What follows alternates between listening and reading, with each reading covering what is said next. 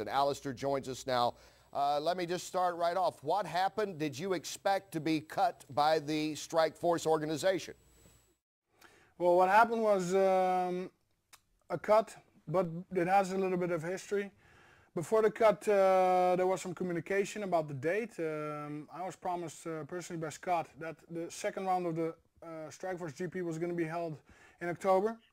Well, that all changed. I heard about 2.5 weeks ago. Suddenly they wanted to change the date to September 10. The reasons are unknown. I think because in October there were already some UFC events scheduled, so they didn't want to compete against their own show. So they rescheduled it to September 10. Well, my thing was that I had an injury. Injuries from the Overeem fight, and yeah, they prevented me from training. So basically, I communicated to the management, my management, Golden Glory management, that yeah, the agreed date was October, and yeah, they said no, they changed it to September 10. Well, I'm not going to be ready in September 10 because I have these small injuries which prevent me from training now, but I'll be good to go in about 2 weeks. Well, basically then there were some threats from the side of Strikeforce. If you're not going to compete in September 10, we're going to cut you from the tournament. Well, my first reaction was, well, I'm not going to be fit to fight September 10, so then you're going to have to go ahead and continue the tournament without me. Well, then the communication harshened a little bit. It was like, if you don't compete in the tournament, you're going to be cut from Strikeforce entirely.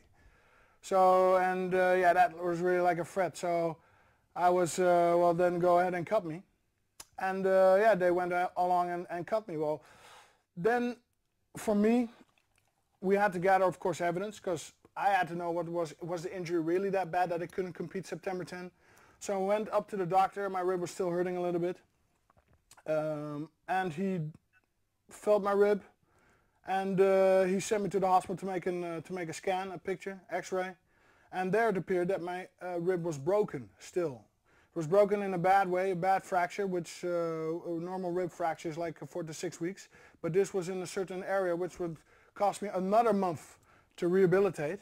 So that was for me the definite proof that I couldn't compete for September 10. And it was not just a mind thing, oh, I'm not ready, I don't feel good. But yeah, you had some scientific evidence or some medical evidence to back that claim. But the strange thing is the Strikeforce, they cut me. As they said, as I threatened to do, they did it. But they didn't ask me for any medical evidence. They were just, I don't know what they were thinking. Maybe they were thinking I was bluffing or something, I don't know. Wow, and from what I understand, you were, like Scott Coker knew you were injured before you went into the Overeem fight, right? Was that also that he said there that you were going to get some time extra to heal? Yeah, basically before the Overeem fight, I broke my toe 1 month before, also a bad fracture. It was not a fracture like this, but it was a fracture like this. It hurt. It was very annoying. I couldn't spar, I couldn't run, I couldn't do all that stuff, so I was very handicapped. I quickly switched to swimming and other stuff. But it did happen my preparation, and then there was some other pain, some little stuff, my rib a little bit, some bruises here and there. But those other small injuries are normal. I mean, at this level, you're always going to you always have some injuries. So basically, that was okay. But the foot was a big issue, because that could have been a reason to cancel the fight. But listen, I wanted to fight. I wanted to be in the Strikeforce GP. So yeah, of course, I was going to do everything to make ready, and yeah, we got ready. I mean, the foot healed up. We were able to fight. It was not 100%, as you could have seen in the fight. I was a little bit passive. I couldn't kick. The foot was still hampering me. But yeah, basically Scott Coker promised me that the second round was going to be in October, and that granted me time to heal from those small injuries, and let the foot heal up. Since then, your brother has also been cut, and Marlos Conan, after losing her belt from Strikeforce, has also been cut. So now is this getting personal? I just heard about the news this morning. I don't know what to think about it. I mean, Marlos got caught, John Olive got caught, my brother got caught. They basically have nothing to do with me. And yeah, it's just a little bit weird. It's a weird situation. I don't understand. I don't understand. Yeah, you know what, in the beginning we thought, okay, maybe they thought it was because of the toe and that they thought you made up an excuse, but now we know that it was not, because now it looks like it's almost like a power play. I mean, I think it's weird that suddenly Marlos got caught after only one loss, and she was the champion before. this is horrible. You know, it's crazy.